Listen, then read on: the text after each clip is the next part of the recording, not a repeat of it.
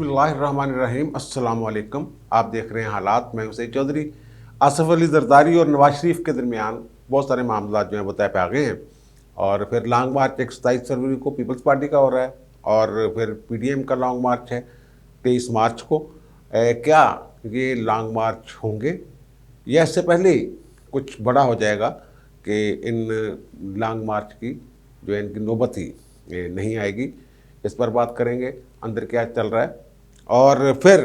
एक बुरी खबर यार, फिर बुरी खबर यार। रोज़ाना कोई ना कोई इस हुकूमत के होते हुए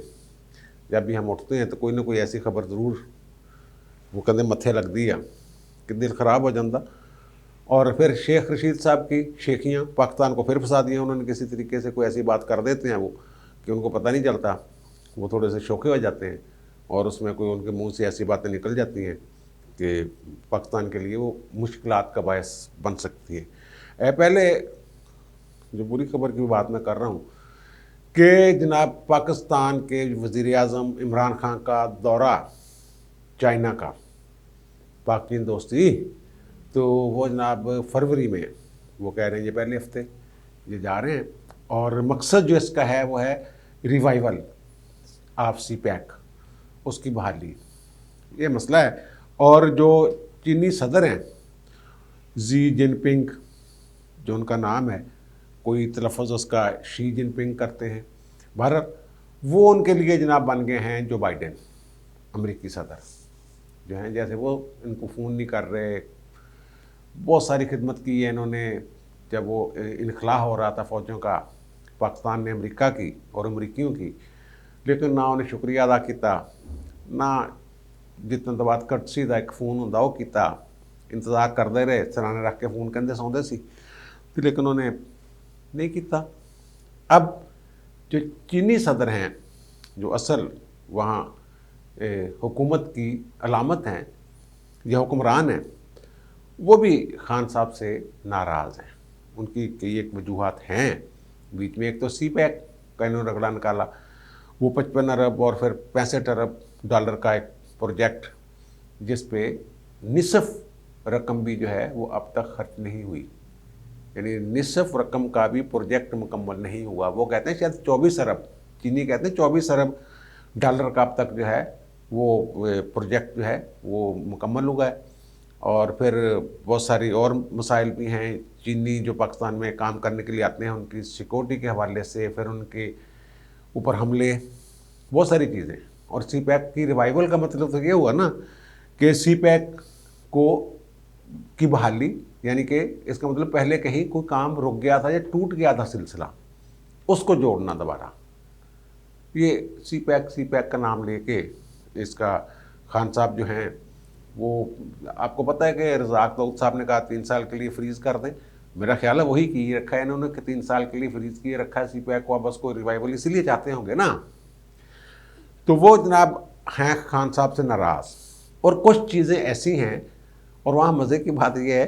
कि आप लोग गिला करते हैं मेरे साथ बाज़ का कमेंट्स में कि जनाब मैं नवाज शरीफ की हर व्लॉग में ज़िक्र करता हूँ, मरीम नवाज़ का ज़िक्र करता हूँ, या शहबाज शरीफ या नून लीग का ज़िक्र ज़रूर करता हूँ। भाई मेरे ये नवाज शरीफ का जिक्र ये रोज़ाना होता है। हुक्मरान खुद TV पे बैठ के नवाज शरीफ कर रहे होते हैं, या नून लीग कर रहे होते हैं। जब पीपल्स पार्टी का जिक्र होता है, पीपल्स पार्टी का भी जिक्र हम करते हैं। तो अब जो चाइना ने शेड्यूल भेजा है, उसमें सुना है कि नवाज शरीफ का भी नाम किसी न किसी अंदाज में है। प्रोजेक्ट्स के हवाले से डायरेक्ट इनडायरेक्ट उनके साथ सलूक जो भी हुआ, वो ये इतलात आती रहती है कि आलमी इस्टेब्लिशमेंट की बातें होती रहती हैं कि आलमी इस्टेब्लिशमेंट नवाज शरीफ के साथ ये जोड़ रही है, राब्ते हो रहे हैं, मुलाकातें हो रही हैं, इस तरह की बातें। और फिर जो उनकी कम्युनिस्ट पार्टी है चाइना की, उन्होंने शहबाज शरीफ के लिए वो ख़त भी आया है पाकिस्तान, जिसमें शहबाज शरीफ की तारीफ़ व तसीफ़ की गई है। और वो जो मैं जिक्र कर रहा हूँ कि नवाज शरीफ के हवाले से शायद कुछ वादे थे इमरान खान के, तो वो पूरे नहीं हुए, या नून लीग के हवाले से, या फिर एक और बात जो करप्शन का शोर मचाते रहते हैं इमरान की हुकूमत, नवाज शरीफ और शहबाज शरीफ के प्रोजेक्ट्स के हवाले से, तो इस पे भी चाइना पहले भी तफजात का इजहार करती रही है कि जनाब अगर करप्शन या किक बैक्स की बात करते हैं इसका तो इनडायरेक्ट या डायरेक्ट इल्ज़ाम हमारे ऊपर, चीनियों के ऊपर भी आता है। इसलिए वो सफाई के लिए खदशत भी लिखते रहे हैं इनके ऊपर जो इल्ज़ाम आते हैं इस हवाले से, ये भी उसमें शामिल है। अब सूरत यह है कि जो सदर है चीनी, उनके साथ मुलाकात नहीं तैयार हो रही। जैसे बाइडेन ने लिफ्ट करवा, मैंने अर्ज़ किया, ऐसे ही चीनी सदर जो हैं वो पाकिस्तानी वफद को, वज़ीर आज़म को लिफ्ट करवाने के लिए तैयार नहीं है। वो फ़ोटो सेशन भी शायद इसीलिए वो कहते हैं कि जनाब इसका ऐलान नहीं हो रहा, ये जो दौरा है तारीख शरीफ पाकिस्तान की वज़ारत ख़ारिजा ने कर, लेकिन अतला ये है कि ये दौरा फरवरी के इब्तदाई दिनों में, पहले 10 दिनों में या पहले हफ्ते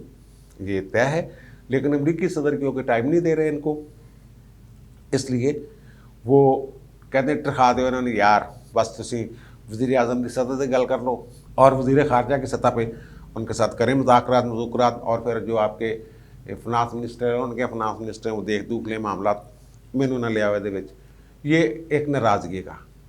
इजहार है। ये है इनकी पॉलिसी, खारजा पॉलिसी, और ना इधर के रहे ना उधर के रहे, ना अमरीकियों के साथ ही फिट हो रहे हैं, ना ही चाइना को खुश कर पा रहे हैं। और मसला एक और जो मसला है, ये $1 अरब के लिए लमलेट IMF के सामने हो गए थे। वो शायद चंद दिनों में 28 तारीख को जब वो IMF का इजलास भी है पाकिस्तान के, वो जो पैसे मुझसे देने उस हवाले से, और चीनी कंपनियों के $14 अरब इन्होंने देने हैं। वो असल ज़ार है या उसमें वो प्रॉफिट का कुछ हिस्सा है, ये अगर ये $1 अरब के लिए लमलेट हो सकते हैं IMF के आगे, तो फिर उनके आगे क्या करेंगे ये चाइना के आगे, जिनका 14 अरब देना है इन्होंने। ये ज़राए की इतला है। और फिर वही जो मैं शेख रशीद वाली बात, इनकी खारजा पॉलिसी की बात ही मैं कर रहा हूँ, उसी को मैं शेख रशीद साहब की बात से आज इन्होंने प्रेस कॉन्फ्रेंस की और तालिबान का जिक्र किया, और तालिबान की फ़तह को इनडायरेक्टली अपनी फ़तह कि उन्होंने 42 फोर्सेस को, यानी नेटो फोर्सेस को उन्होंने शिकस्त दी, राह को शिकस्त दी, और उनका जो खुफिया दायरा है अफ़गानिस्तान का राह की तरह काम करता है उसको शिकस्त दी, वगैरह वगैरह। तो यानी वो उसका क्रेडिट खुद लेने की कोशिश एक दफ़ा फिर कि जनाब तालिबान थाड़े माजी में जो कहते रहे हैं, वो बाबर साहब जो थे हमारे वज़ीर दाखिला, उनका हमारे बच्चे हैं तालिबान, और अब ये भी, लेकिन गल लेने नहीं सुनते कोई नहीं। इन्होंने कहा जनाब हम आपको बासलाहियत लोग जो हैं अफरादी कुव्वत फराम करते, 1 घंटे के अंदर अंदर उन्होंने कहता नहीं भाई जी बहुत मेहरबानी, साढ़े को बड़े बड़े माहर मौजूद है कि नहीं, तुम अपने अपने कोल रखो, जो तुम अपने मुल्क का बेड़ा करके तो साढ़े का करो। बहरहाल अब वो जो शेख साहब ने शेखी बिगाड़ी है, उसका एक तरह से एतराफ़ करते हैं जनाब जो नेटो फोर्सेस के ख़िलाफ़ तालिबान के पीछे हम थे, तो वो देखें, वो नज़र भी आए कि जनाब ये हमारे एहसानमंद हैं। अब वो पकड़ाई नहीं दे रहे, बहरहाल ये एक कर रहे हैं ट्वीट करके, यार उनके लिए कह रहे हैं कि उनकी ग़िज़ाई किल्लत का शिकार हो गई है, वो उनकी करें। खान साहब थोड़े कहने ने गल नहीं बननी, ये पूरी दुनिया दी तंजीमां जी ना वो लगी हैं, वो बाकायदा फंड रेजिंग कर रही हैं अफ़गानिस्तान के लिए। और फिर वो आप देख लें, मुख्तलिफ वेबसाइट से आपको भी मैसेज आते होंगे उनके, मेलें वगैरह आती होगी, ईमेल्स वगैरह, उनमें उन्होंने लिखा हो डोनेशन के लिए $2, $10, $5 मुख्तलिफ खाने हैं, वो आप अगर देना चाहें तो दे भी सकते हैं, ऐसा कोई इशू नहीं। बहरहाल खान साहब के कहने ना नहीं होना, वो पूरी दुनिया को एहसास है कि उत्थे बच्चे भुख दे नाल मर रहे हैं, उन्होंने ज़रूरत है, ग़िज़ाई किल्लत का शिकार हो रहा है अफगानिस्तान, बड़ी बुरी तरह फंसा है। और फिर शेख रशीद साहब ने और भी कहा है कि जनाब 23 तारीख को ना आएँ, पहले आ जाएँ, 27 को आ जाएँ, बाद में आ जाएँ। और फिर इन्होंने ये भी कर लिया है कि अफ़गानिस्तान के इशू ज़ाहिर हैं हमें इनके लिए,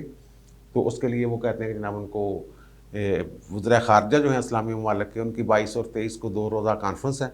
इस्लामाबाद में, तो मार्च को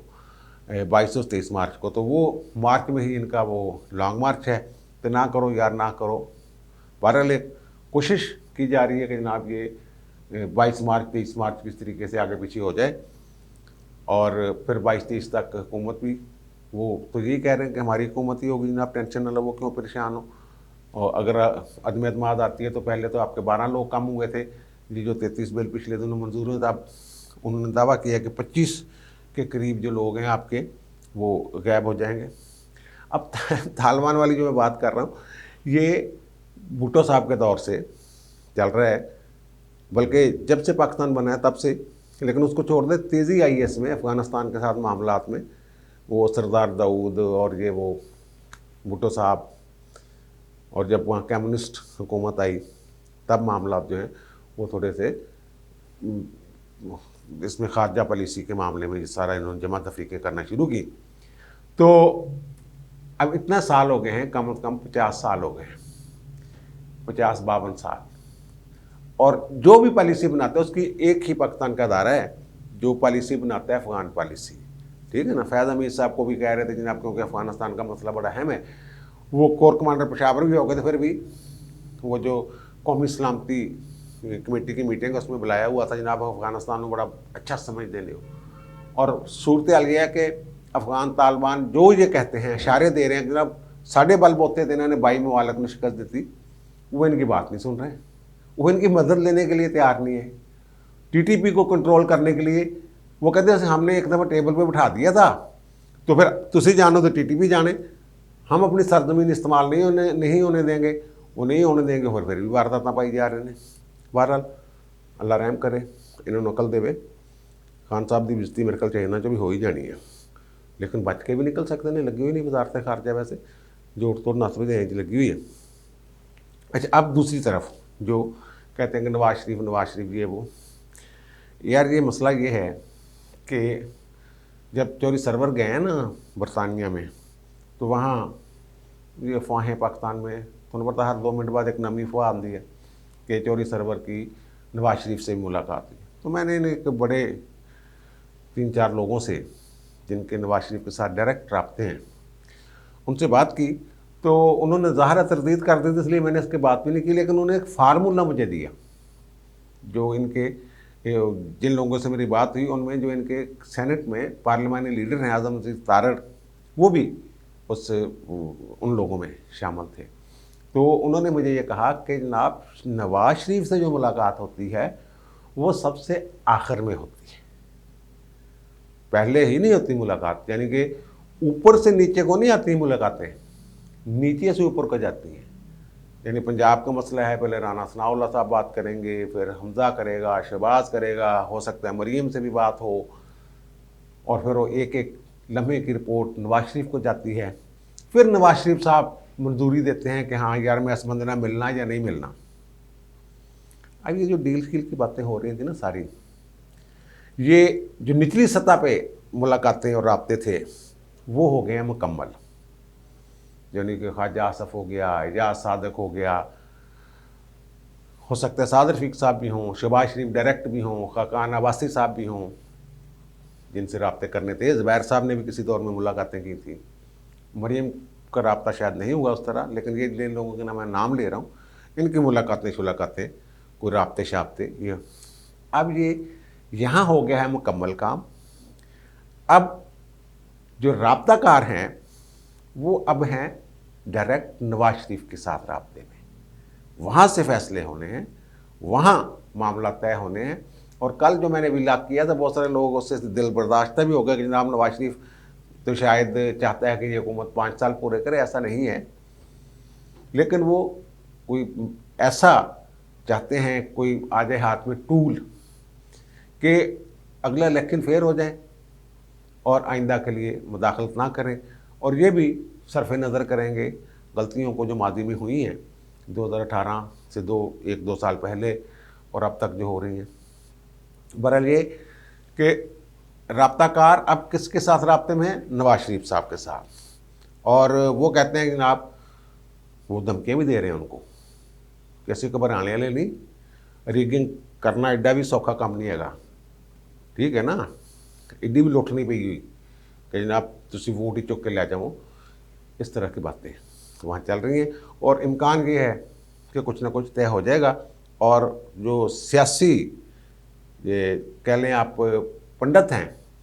उनका ये कहना है, इतला प्लस तज्जिया, कि जो लॉन्ग मार्च हो रहे हैं दोनों, पीपल्स पार्टी वाला भी और पीडीएम वाला भी, इनकी शायद नौबत ना आए। वो गया ना चाइना के दौरे पे, उससे पहले या आगे पीछे कुछ ना कुछ, अगर ये आलमी मामलात को बीच में ले आए हैं ताकि कुछ टाइम और मिल जाए कि यार उन्होंने फरवरी के दौरा तो कर देना से ना यार, चाइना का बड़े अहम मामला सी, या 23 मार्च को इस्लामी वज़रा ममालिक के वज़रा ख़ारजा आ रहे हैं, एक हम तक पाते हो थोड़ा जे, ये इस तरह के मामला थोड़े बहुत छोटे मोटे जो थे वो उनकी बुनियाद पे कर लेते हैं। अब पहले ये मामला था कि आसफ अली जरदारी साहब जो हैं वो मुद्दत पूरी करने के चक्करों में थे। उन्होंने बहुत सारे अखबार नवीसों से ये बातें शातें की थी कि जनाब मुद्दत पूरी करनी चाहिए असैम्बली नूं, इमरान नूं सुट दिओ अदम इतमाद दे नाल, लेकिन अगली हुकूमत मुकम्मल टाइम जिहड़ा भी होए करे हो। अब एजाज सादिक साहब का ये कहना है कि उन्होंने जरदारी साहब ने खुद कहा है कि ये भार एक जो है वो नहीं उठा सकती जमात, तो वो फौरी इलेक्शन की तरफ जरदारी साहब भी जाने के लिए तैयार है। चंद एक दिन पहले वो जरदारी साहब कह रहे थे कि जनाब पीडीएम के साथ ये सवाल ही पैदा नहीं होता, वापसी मुमकिन नहीं है। लेकिन बिलावल साहब ने अब एक हौसला अफजा बात की है। उन्होंने कहा जनाब जो मेरी स्ट्रेटजी थी कि अदम एतमाद के ज़रिए इनको घर भेजें, तो अब ये अदम एतमाद पे आ गए हैं पीडीएम वाले और इस्तीफ़ों से पीछे हट गए हैं, ये मेरा प्लान था। और तो फिर वो कहते हैं कि ज़्यादा इम्कान है इस बात का कि हम मिलकर काम करें, यानी वो पीडीएम के साथ मिलकर काम करने के लिए तैयार हैं। और फिर जो पीडीएम का सरबराही इजलास हो रहा है 25 को, तो उस हवाले से मुख्तलिफ एजेंडे हैं। ये है, एक तो कवानीन वाला है, जो मुख्तलिफ 32-33 कवानीन पिछले दिनों मंजूर करवाए हैं, महंगाई का इशू है, इस पर स्ट्रेटजी है, और लेकिन असल इशू जो है वो है अदम एतमाद वाला और लॉन्ग मार्च वाला। तो अदम एतमाद, नवाज शरीफ साहब ये कहते हैं कि पक्का हाथ पाना पक्का, और इससे पहले आजमाइशी तौर पर वो जो एस्टैब्लिशमेंट की तरफ से कह लें आप, जो राब्ताकार हैं, वो ये कह रहे हैं कि जनाब ये मुतफ़िका तौर पर रावलपिंडी में फ़ैसला हो चुका है कि हुकूमत के साथ फासला रखना है। हुकूमत के साथ वो पिंगे मोहब्बत की जो हैं वो बढ़ाई जा रही थी ना, बड़ी हुई थी, बल्कि वो नहीं रखना, फासला रखना है, अपने दायरे में रहना है। वो कहते हैं ये भी चेक हो जाएगा। राब्ताकारों से कह रहे हैं कि हम पहले देखते हैं कि हो सकता है स्पीकर के ख़िलाफ़ अदम एतमाद पहले लें, या डिप्टी स्पीकर को चेक कर लें थोड़ा सा टेस्टर लगा कर कि क्या करते हैं, हमारे साथ जोड़ तोड़ क्या होता है, फिर उसकी बुनियाद पर वज़ीर आज़म के ख़िलाफ़ भी। बहरहाल कहा जा रहा है कि जनाब ये लॉन्ग मार्च की शायद नौबत ना आए, और उससे पहले ही खान साहब जो हैं उनको किसी न किसी अंदाज में तहरीक अदम एतमाद के नतीजे में घर भेज दिया जाए, या अगर खान साहब को फौरी तौर पर नहीं तो कम से कम जो मैंने कहा स्पीकर, डिप्टी स्पीकर वगैरह, उनके हवाले से कोई स्ट्रेटजी ऐसी बना ली जाए कि वो उनके ख़िलाफ़ तहरीक अदम एतमाद ला के चेक कर लिया जाए कि एस्टैब्लिशमेंट और उसके राब्ताकार जो वादे कर रहे हैं वो किस हद तक निभाने के लिए उन वादों को तैयार हैं। अब मुझे दीजिए इजाज़त, इंशाल्लाह अगले 1-2 माह में अच्छी खबरें मिलेंगी पाकिस्तान के लिए, आपके लिए। अब मुझे दीजिए इजाज़त, दोबारा मुलाकात होती है नए व्लॉग के साथ। अल्लाह हाफ़िज़।